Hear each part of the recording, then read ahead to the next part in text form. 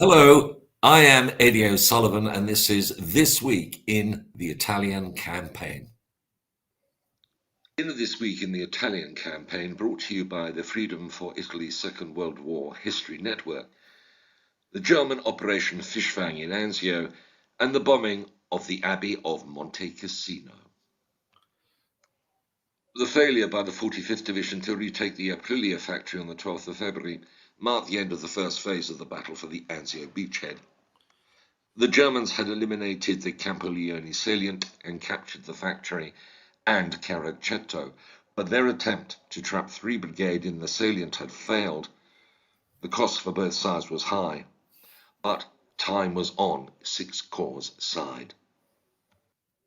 On the 13th of February, 167 Brigade of Britain's 56th Division landed at Anzio. Britain's 1st Division went into reserve. By the 15th of February, its sector was divided between the 56th and America's 45th Division. In the British sector, 9 Royal Fusiliers were on the left, 8 Royal Fusiliers in the centre, and the 7th Battalion of the Oxfordshire and Buckinghamshire Light Infantry on the right. 168 Brigade was in the rear. 3 Brigade, battered in the previous attack, was in reserve. 2 companies of Royal Engineers fighting as infantry bolstered the line, and 46 Royal Tank Regiment and Divisional Artillery were in support. In the American sector, 157th Infantry was on the left, 179th Infantry in the centre, and the 180th Infantry on the right. 977 Field Artillery Battalion and anti-aircraft units had arrived in the bridgehead. By the 14th of February, Allied artillery was firing about 20,000 rounds daily. This was supplemented by fire from destroyers and cruisers. But a new storm was about to break. At 6 o'clock in the morning of the 16th of February, German guns opened up along the central beachhead front to herald the start of Operation Fischfang. Partly concealed by the smoke, infantry swept forward to strike the 6th Corps outpost line on a 4-mile front astride the Anziate Road from Buon Riposo Ridge in the west to the Spaccazzazzi Creek in the east. It involved 5 divisions. The 4th Parachute and 65th Infantry Divisions under 1 Parachute Corps to the west of the Anziate Road, and the 3rd Panzer Grenadiers, the 715th Infantry, and the 114th Light Infantry under the 76th Panzer Corps to the east. 26 Panzer and 29 Panzer Grenadier Divisions plus 2 battalions of Panther and Tiger tanks were in reserve for use once the first assault wave had broken the main Allied defences.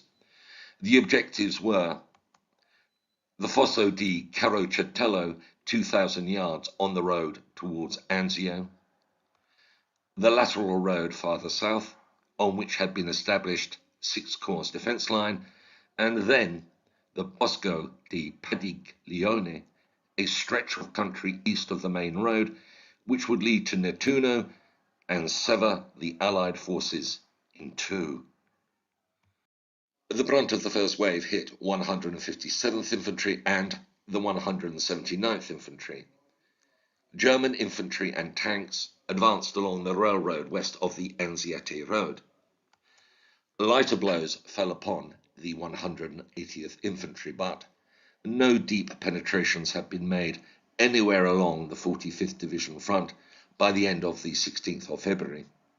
Diversionary attacks were launched in two places against the 3rd Division to the east by the Hermann Goering Division, but they were contained. On the 56th Division front, the 12th Sturm Regiment attacked across the Maleta River against 9 and 8 Royal Fusiliers. 10th Parachute Regiment attacked from Buon Riposo Ridge. The forward companies of 8 Royal Fusiliers and the 7th Oxfordshire and Buckinghamshires were overrun. But it was quickly apparent that the attack was mainly to support the main drive down the Anzio road. Around midnight on the 16th of February, attacks resumed against the 157th Regiment, which was forced back to Dead End Road, leaving a gap between it and the 179th Regiment. The 2nd and 3rd Battalions of 179th were ordered to withdraw 1,000 yards. By mid-morning, there was a wedge 2 miles wide and over a mile deep in the 45th Division front. 6th Corps used its superior artillery and air power to halt the assault. In the afternoon, the main pressure was along the east of the Anzio road. Armour and infantry penetrated as far as the junction with Dead End Road. 2 tanks broke through to the first overpass. By then, the 2nd Battalion of the 157th on the west of the road were almost surrounded by infantry infiltrating gullies between the battalion and the British on the left.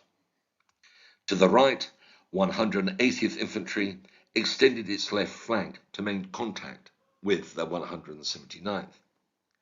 At 2 o'clock in the afternoon, 1st Armoured Regiment reached the first overpass and made an unsuccessful attempt to advance to the north. General Lucas ordered the 1st Division less 3 Brigade to move up to hold a 2-mile sector of the final beachhead line east and west from the overpass on the Anzio road. 179th Infantry and 157th Infantry, supported by 191 Tank Battalion, launched a counterattack on the night of the 17th of February, but it lacked sufficient strength to throw the enemy off balance, and it left the troops of the 179th in an exposed position. That day, 56th Division Commander Major General Gerald Templer took command of the 1st Division when General Penny was wounded by a shell fragment. General Truscott left the 3rd Division to become Deputy Commander of 6th Corps and was replaced by Brigadier General John O'Daniel. That night, the Germans moved up fresh units for a knockout blow. On the left, units infiltrated between the British and 157th Infantry. On the right, the 180th was harassed by tanks and infantry infiltrating into their positions. At dawn, the Germans' first thrust drove deep into the positions of the 179th Infantry. Tanks moved down the bowling alley until stopped by a blown bridge. Infantry infiltrating to the south and southeast reached the positions along the final beachhead line. These initial attacks were beaten off. The 2nd Battalion of 179th Infantry was, however, almost cut off by the tank penetrations and withdrew. By the middle of the morning, all of 179th Infantry had been driven back to the final beachhead line. To its right, the 2nd Battalion, 180th Infantry, was attacked from 3 sides by tanks operating along roads east of the factory. At 2 o'clock in the afternoon, Colonel William Darby took command of the 179th Infantry. Its situation was desperate. The 3rd Battalion had been withdrawn. The 2nd Battalion was at less than half strength. Only the 1st Battalion was capable of organised resistance. The 180th Infantry on the right was still largely intact, but holding a long front. Many of the division's anti-tank guns had been knocked out or overrun during the fighting. 191 Tank Battalion and 645 Tank Destroyer Battalion had suffered heavy losses. In the late afternoon of 18th of February, a new attack started with a thrust by 12 tanks down the bowling alley. By 6 o'clock, the fighting was general along the whole front of the salient. Attacks on the 1st Battalion of the 179th Infantry and on the 1st Battalion of the Loyals were repulsed by the 1st Armoured. By 9:30 that night, the Germans started to pull back. During the night of the 18th of February, the 45th Division strengthened its positions while 6th Corps assembled a counter-attack force. The 6th Armoured Infantry broke through to the 2nd Battalion of the 157th Infantry, which had been isolated. The 1st Battalion of the 157th Infantry was released from reserve to the 179th Infantry to relieve the 2nd Battalion, and the 3rd Battalion was reinforced. The 1st Loyals also used rear echelon troops to replace casualties. A company of the 1st Armoured Regiment moved up. The 180th Infantry were drawn back to a shorter line extending to the village of Caira, and measures were taken to prepare for German airborne landings in the bridgehead. The final German attack began at 4 o'clock in the morning of the 19th of February. 2 battalions of the 15th Panzer Grenadier Regiment, supported by tanks, overran the right flank company of the Loyals and penetrated to the lateral road. By 8 o'clock in the morning, the Germans were forced to withdraw. During that morning, tanks advanced down the Anzio road. 701 Tank Destroyer Battalion knocked out 2 Mark IV Tiger tanks. A final infantry attack down the road at noon was broken up by artillery fire. 6th Corps, meanwhile, had mounted counterattacks. At 6:30 that morning, 6th Armoured Infantry and 30th Infantry advanced along the bowling alley. They slowed due to fire from tanks and infantry, but at 1:30 in the afternoon the attack was resumed. After advancing over a mile up the road north from Padiglione, they headed west to cover the bridge across Spaccassasi Creek. At 4:20 in the afternoon of the 19th of February, the infantry reached its objective, but the main assault force was withdrawn during the night. During the afternoon, the Loyals and a company of the 2nd North Staffs, supported by tanks of 46th Royal Tank Regiment, advanced to wipe out a pocket of resistance on the lateral road left by the enemy's penetration in the morning. At 4:30 on the morning of the 20th of February, a company strength attack on the 1st Loyals east of the overpass was easily repulsed. Attacks on the shoulders of the salient continued, but that setback ended efforts to achieve a breakthrough. In their 5-day attack at Anzio on the 16th to the 20th of February, the Germans suffered more than 6,000 casualties. 6 Corps battle casualties total 3,496 killed, wounded and missing. The Germans reported the capture of 1,304 Allied prisoners. Exposure, exhaustion, and particularly trench foot resulting from days spent in foxholes half filled with water resulted in a total of 1,637 Allied non-battle casualties. At Cassino, a new blow was being prepared to break the Gustav Line. The New Zealand Corps had been formed on the 3rd of February under the command of General Bernard Freyberg. It comprised the 2nd New Zealand Division and the 4th Indian Division. They had both been transferred from the Adriatic Front. The original Fifth Army plan was for the Corps to be used as the breakout force into the Liri Valley once the Gustav Line had been decisively broken. This plan was revised following the failure of attempts to break the line by the US 34th and 36th Divisions earlier in February. The new plan called for the Indians to capture the Abbey. The New Zealand Division was to cross the Rapido on the 18th of February and create a bridgehead. That would be the springboard for an armoured drive into the Liri Valley the following day. On the night of the 11th of February, 7 Indian Brigade in the 4th Indian Division moved to Caira to relieve US troops. The plan called for 36th Division to hold Monte Cassino, while the Indians immediately attacked towards Monte Cassino from points 593, 450 and 445. But this was disrupted by German attacks on Castellone. The handover was only completed on the 15th. Some of the American infantry were by then so cold and tired that they could not walk. Some Allied commanders were convinced that the Germans had reneged on a commitment not to use the monastery as a defensive position.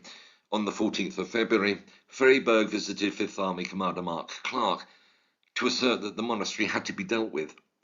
According to Clark's diaries, Freiburg said that if he was to take the monastery hill, the abbey would have to be flattened. He could not be responsible for the capture or failure to capture if the abbey were left as an obstacle. As General Freiburg was leaving, French Expeditionary Corps Commander General Join arrived, and the two had a short talk. General Join expressed the idea that flattening the abbey was unnecessary, as troops could bypass it and then smoke it when the final decisive push was put on. General Freiburg said that the matter was all decided. Mediterranean Allied Air Forces Commander Lieutenant General Ira Eker had previously flown over the abbey and reported that he believed he saw at least one military radio aerial inside the monastery and enemy soldiers walking in and out of the building. Machine gun posts only 50 yards from the abbey's walls were also reported. Both Clark and II Corps Commander Geoffrey Keyes remained unconvinced, but Freiburg had Commander-in-Chief General Alexander's support. The bombing was to go ahead. On the afternoon of Monday the 14th of February, shells containing leaflets were fired into the area of the abbey, warning people to evacuate it. Orders for the attack by a bomber force estimated at 142 B-17 Flying Fortresses plus 87 B-25 Mitchells and B-26 Marauders were issued that night to take advantage of forecasts of good weather on the morning of the 15th of February. The Indian Division had been instructed to assault the abbey on the 16th, which was the originally planned date for the bombing. Its request for the attack to start immediately after it took place was rejected. At 9:28 in the morning of the 15th of February, the first bomb was released on the monastery. A total of 600 tons was dropped, and the abbey was subjected to an artillery bombardment. Some bombers missed their target by miles. Further bombing attacks took place over the following days, but the destruction of the abbey had made the Indian Division's task more challenging. The Germans occupied its ruins and turned them into a redoubt, and they were prepared when the Indian Division assault on the abbey finally began. That story will be told in the next episode of This Week in the Italian Campaign. On the 16th of February, Royal Irish Fusiliers Acting Major Laurie Franklin Vale wrote to his wife Olive in the UK from near Capua, close to Italy's west coast, where his battalion and all of the 78th Division had moved to join the 5th Army's assault on the Gustav Line. I am sending by surface mail a photo we had taken of the officers a few days ago. It is a shocking photo and makes us look like a bunch of crooks. The officers of the battalion are not quite as ugly as depicted, but you will just see how few of the old hands are still here. I am the only rifle company officer still with the same company as when we came into Italy. Icky Richards and I are the only two rifle company officers still with the battalion since we arrived in Italy, so you can get some idea of the changes that have taken place.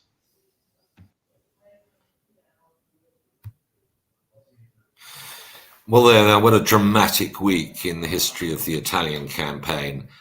This massive counterattack in the Anzio bridgehead, Operation Fischfang, which was more or less blocked in very extreme circumstances from the Allied forces. And then we had the story that we're going to hear more about of the decision to bomb the Abbey of Monte Cassino, which took place on the 15th of February, 80 years ago. Now, to discuss this, I'm delighted to be joined from Cassino by a good friend and a partner, Michele di Lonardo. Hello, Michele. How are you? Buonasera. Welcome. Fine, thank you. I hope you too. Good. Well, Michele, you live in the area. You live in Caira. Well, you live in the Cassino area. Yes, I live in the area of Caira. Right. More or less in the area where the 34th tried to arrive from the back up to Monte Cassino unsuccessfully. Okay. So you're living in the battlefield, but let's talk about the bombing on the 15th of February 1944, 80 years ago this week. Very controversial decision. How is this moment remembered today by the people of Cassino and Caira in the area? What do people say about it now? First of all, the people is very sorry, because nobody ever did expect that the Abbey would have been bombed.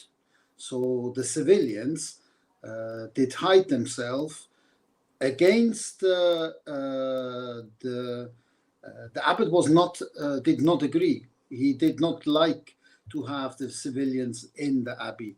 But at the end, the civilians entered under their responsibility. Also because the monks, the abbot, he said, look, I can't host you. I can't give you food. I can't help you. So you come on your own risk. And entire families, so elderly, children, and women. Of course, no men, because the men were either with the Allies or with the Germans or prisoners or hiding somewhere.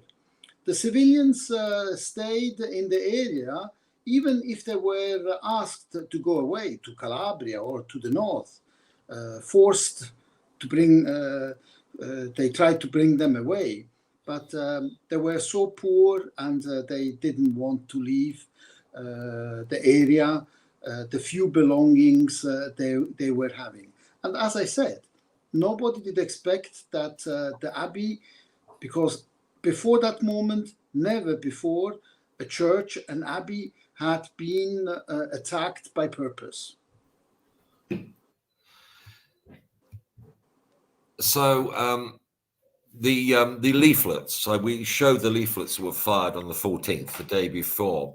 Yeah. I guess people saw that. Was there an attempt made to evacuate the civilians? Not necessarily. You need also to remember that the most Italian at that time couldn't read.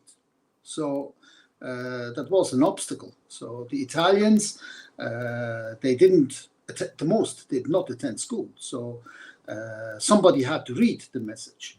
When they shoot these leaflets up to the Abbey, they did bring at the end some to the abbot, and the abbot said that everybody should decide on themselves.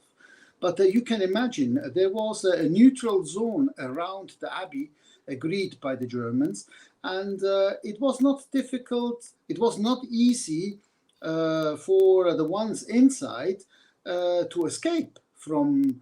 So they were in the Abbey, but going away was also not easy. So at the end, they preferred to stay. And as you were as we heard also during the video, the attack has been made a day before it was planned. So it was also shooting on their own soldiers, because these Gurkhas, more than Indian, which were here on the height, excellent soldiers, and the war was instead of being something very easy, and the Allies didn't have enough mountain troops, and at the end the war became a mountain warfare. And so they were short on good means for an attack, and the Gurkhas did bring up to the mountain a lot of ammunition. And when the Allies did unload the bombs on them, they left to the Germans a lot of ammunition, which they did hide in the several caves which were in the up in the mountain. So, and there was also a huge problem for their survivor, because at the end, also for the food. So they had they had to receive food or ammunition from the air. And you can imagine when they were leaving them down from the air, this refurnishment was depending from the wind. So very often, instead of going in the hands of the Allies, these were going towards the Germans. So they did make a big favor to them. Well, how many civilians were in the Abbey? Do you know how many when the bombing started? We have been told that there were about 12 monks and about 1,000 refugees. 1,000. 1,000. And the bombing. And, the bombing, when it happened, it was on February the 15th in the morning for about 3 hours, and there were the ones who have been killed were mainly at the main entrance on the steps. So they were divided by families. So we have been told about 400 and more persons have been killed during the action. No monk has been injured or killed. So, but only some days later, the monks, the survivors, could leave the abbey behind a naked cross going down direction Piedemonte San Germano.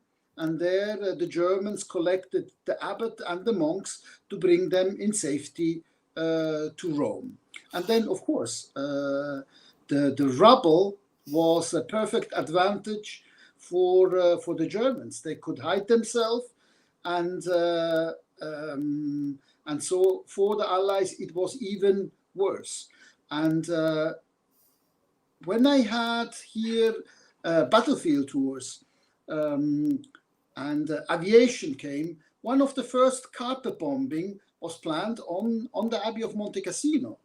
I had also the privilege of meeting Captain Bradford Evans, an American, which had the command, and he has also given the command to unload the bombs.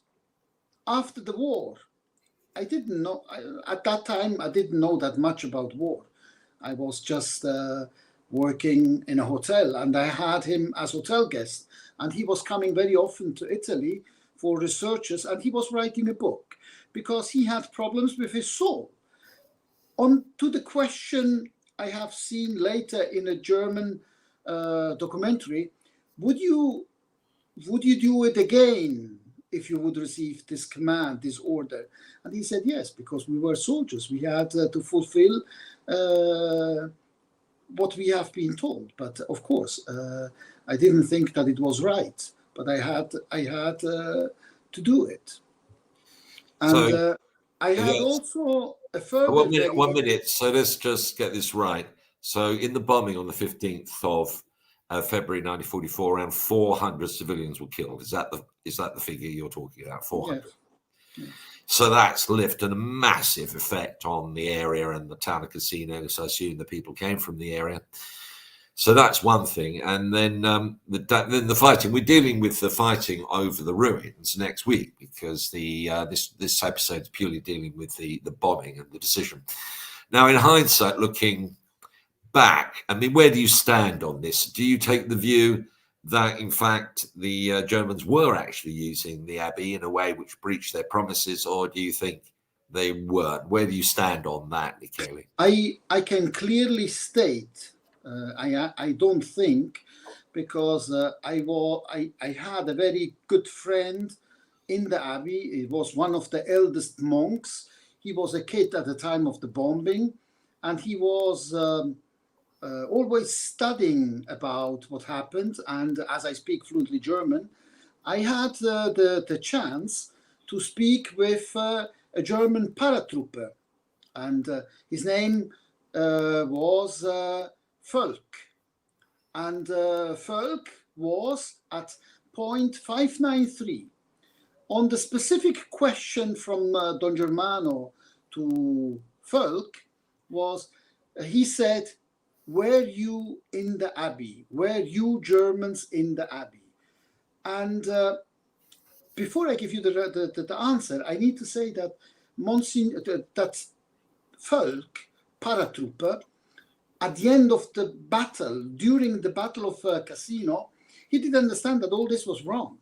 So he had some problems with his soul, with him as person. So when the war ended, he did study and he became priest.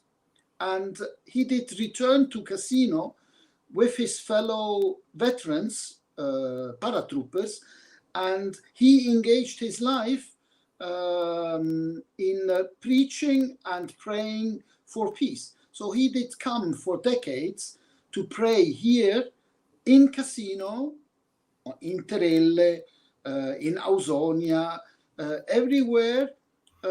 He had messes and speeches about peace. So he was very sorry of what happened. Now, returning to your question, were the Germans in the Abbey?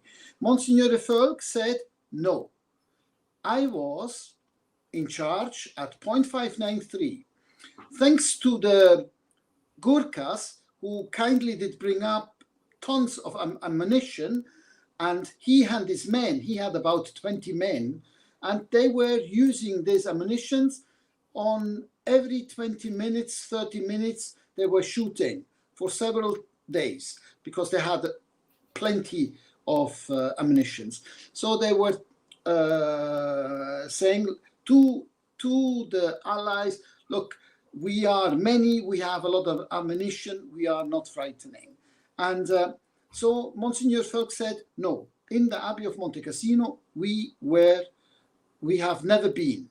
We entered only after the monks and the civilians left the Abbey.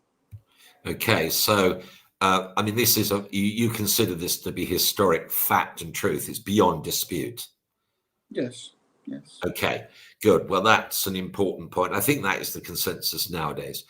So, with that in mind, there was a legacy, wasn't there, in the region of, can we say, disappointment is the modest way to describe it, in the Abbey and in the town about the Allied bombing. Is that right?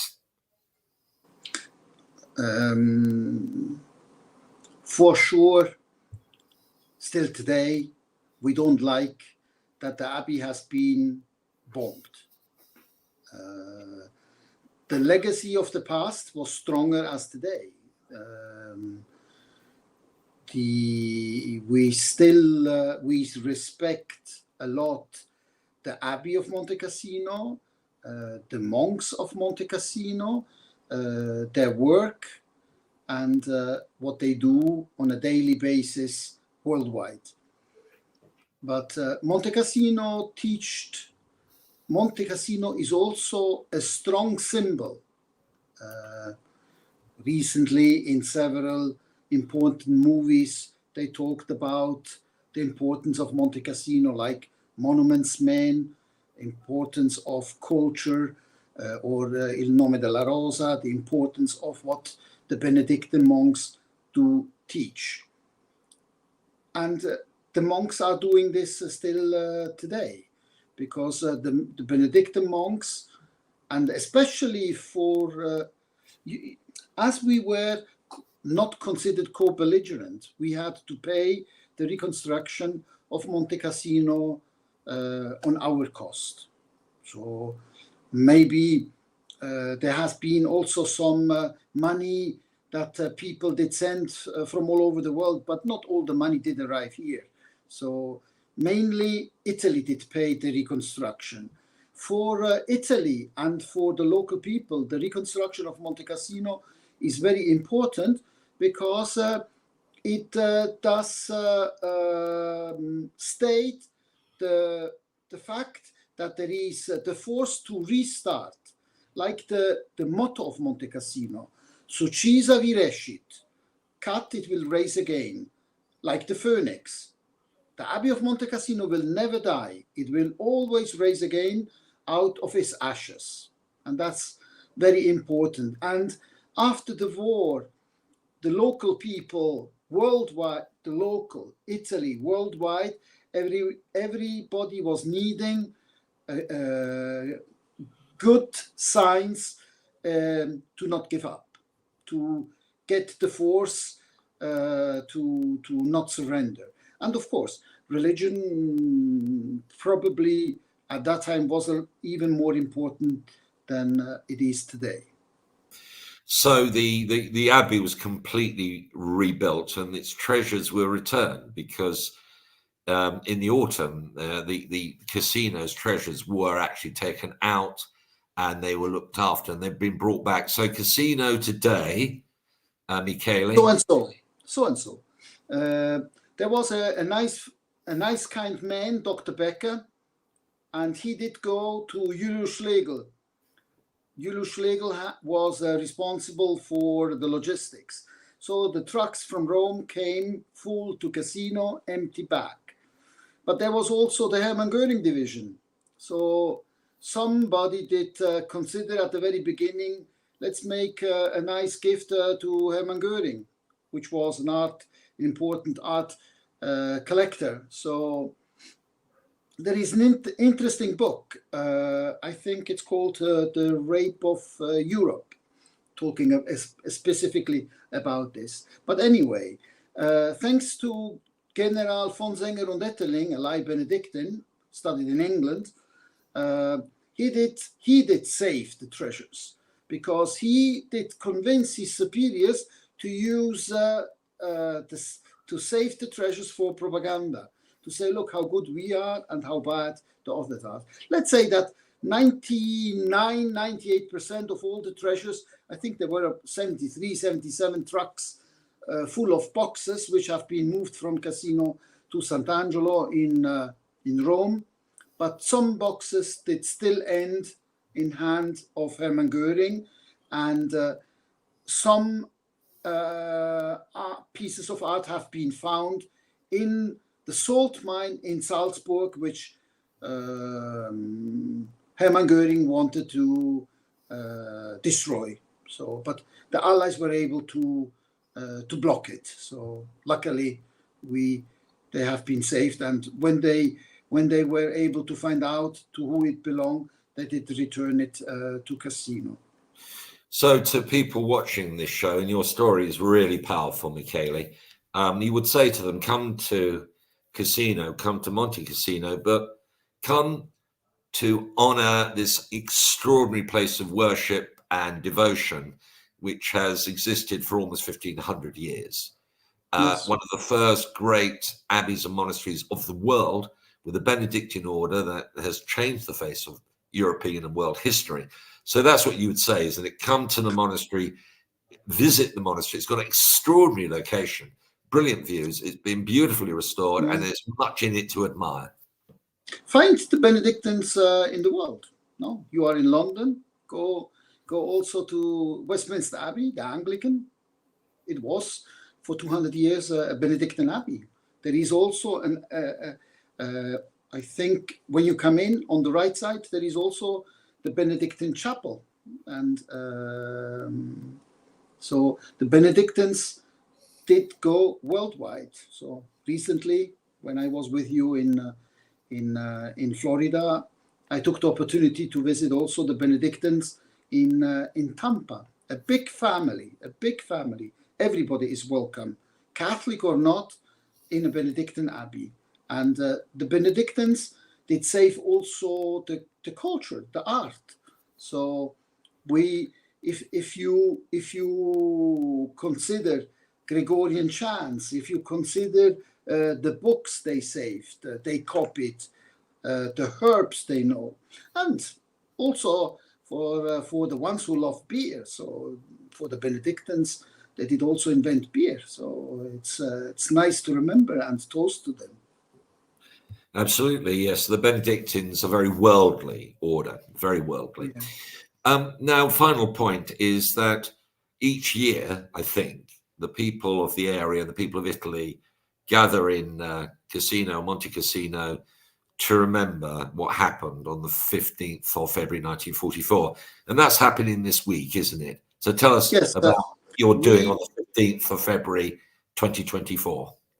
Yes. So as every year, not only the community of the Benedictine monks, but also the good people from Cassino, we go to the abbey and to remember and to pray, and we come together hoping that such an event will never happen again. But please do also consider that the Abbey of Monte Cassino, the building, the marvelous building where I was even this morning, is the Abbey number 5. So it has been destroyed several times. And as I said, the spirit of Saint Benedict, as of today, helps that the monks, the community never gives up, and that we find the force to start all over again. And I would like also to point out the essence of the Benedictine order, which is Saint Benedict, when he did consider the abbey, the order, he did consider the central part, the family. The abbot has the task to be like parents, and everybody knows how difficult it is nowadays, as in the past, parent or grandparent. And to also consider that the Benedictine monks did leave us not only ora et labora, what the most people know. So Saint Benedict, in order to save the order, when he did understand that to become independent, you need to work. So you can be independent only through work, not asking, not begging. Work, obtain what you need. But the Benedictine monks are not only praying and working, the Benedictine monks are also legge. Ora, labora e legge. The Benedictine monks saved also the culture. The Benedictine monks invite everybody to study, because without study, without books, without reading, without knowing, there is no future. Well, thank you very much, Michele, for that final thought. And we'll be thinking about you on the 15th when you'll be gathering together to remember. Can you tell from us, and then we got people all over the world involved in this program that we do each week. Can you take from everybody here, from the viewers of the show, our best wishes to everybody at Monte Cassino, to the abbot and the monks, and to everybody in Monte Cassino, send our best wishes and best wishes for the future. Michele, thank you for joining us today. We'll be in touch again in due fortune, but for now, that's it. Thank you, sir. Buonasera. Okay, well, look, that's it for this week. We'll be back next week with another episode of This Week in the Italian Campaign. Next week, we're going to be looking at the first phase of the second battle of the Battle of Cassino, with the 4th Indian Division's attempt to capture the high points, including the Abbey. And then we'll also be looking at the New Zealand, the 28th Mare Regiment's attack along the railway embankment in the valley in Cassino in its attempt to break through into the Liri Valley. But that's going to be next week. For now, all I have to say now is thank you for joining us to watch the show. We'll be back next week. Until then, goodbye, good luck, and may God bless you all.